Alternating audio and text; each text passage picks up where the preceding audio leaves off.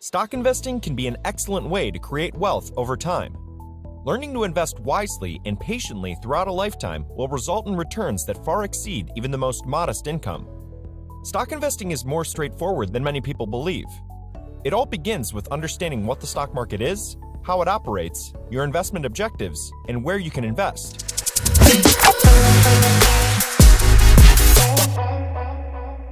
Before we get started, if you're new here, subscribe to the channel and press the notification bell to be updated when new videos are released. We'll be bringing you exciting finance content, but today, we're focusing on what you need to know about stock market investing.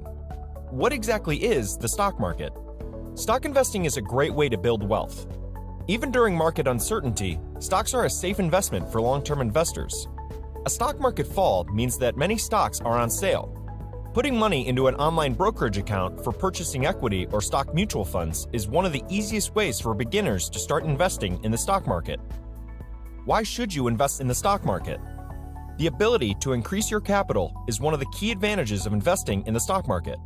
The stock market continues to increase in value over time, although individual stock prices fluctuate regularly.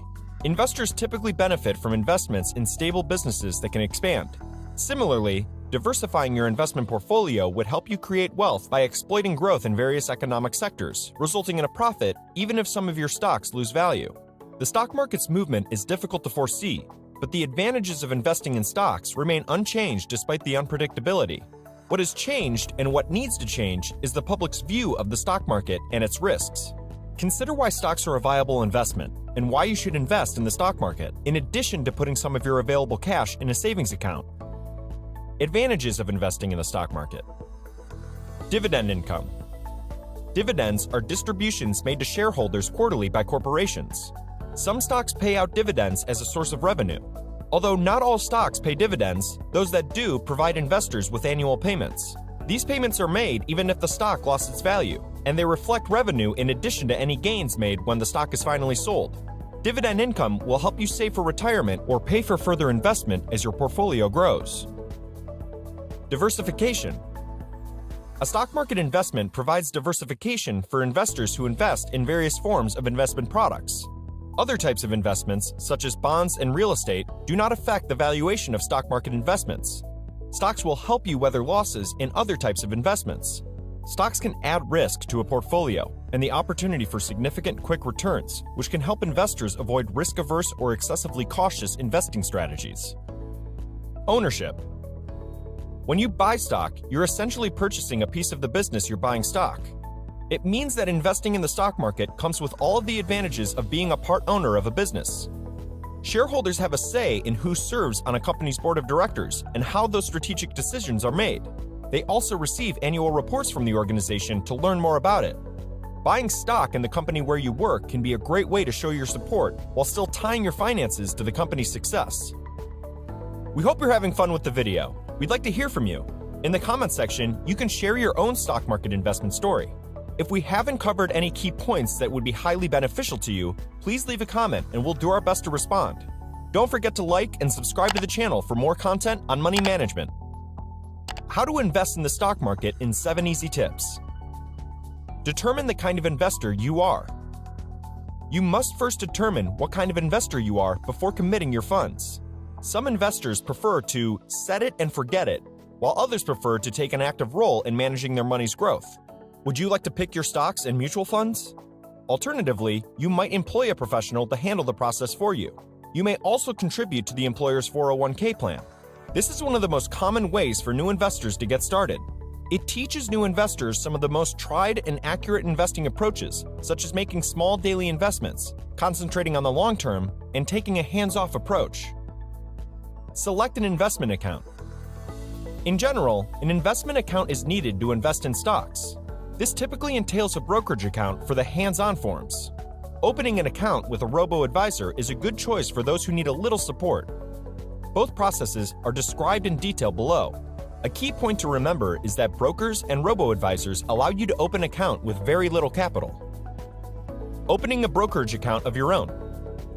Buying stocks, funds, and several other assets are likely to be more accessible and less costly with an online brokerage account. You may open an individual retirement account, also known as an IRA, or a taxable brokerage account, with a broker if you're not saving enough for retirement in a 401k or other plans at work. Opening a robo-advisor account as a passive choice. A robo-advisor provides the advantages of stock investing without requiring the owner to do the legwork involved in selecting individual investments. Robo-advisory services cover all aspects of investment management, including during the onboarding period. These firms will inquire about your investment objectives and then build a portfolio to help you achieve those aims.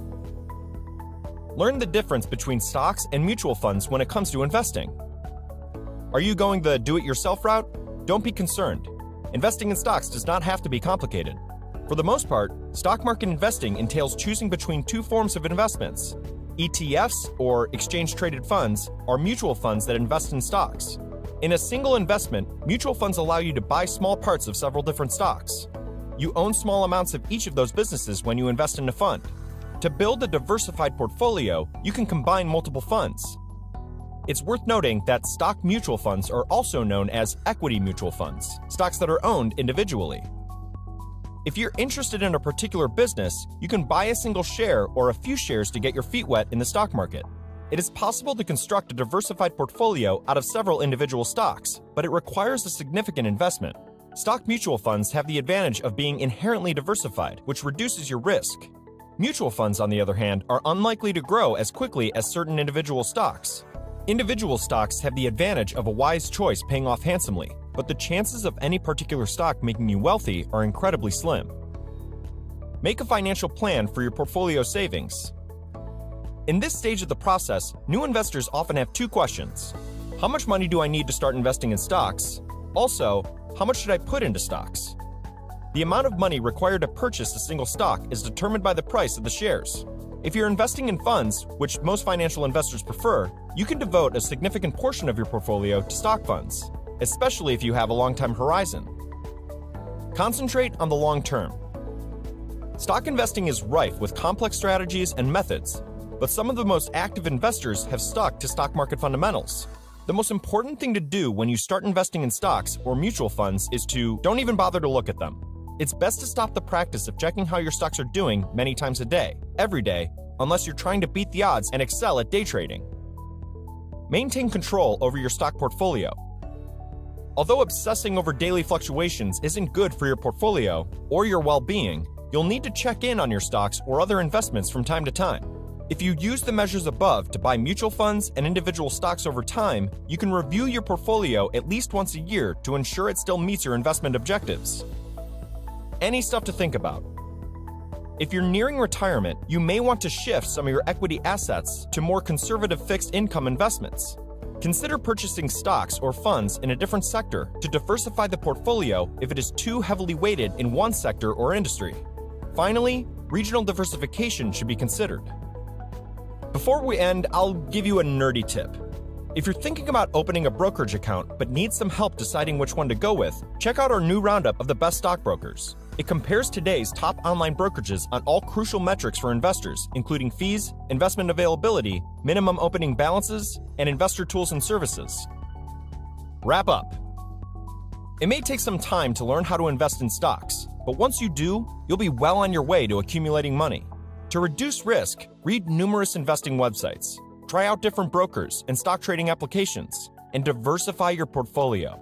You'll be able to call yourself a shareholder before you know it if you keep your risk tolerance and financial targets in mind. Use investing stimulators as a preliminary testing to see how you perform before jumping into the market to handle the market better. Remember that while the stock market can be harsh, it can also be a thrilling and potentially lucrative pursuit.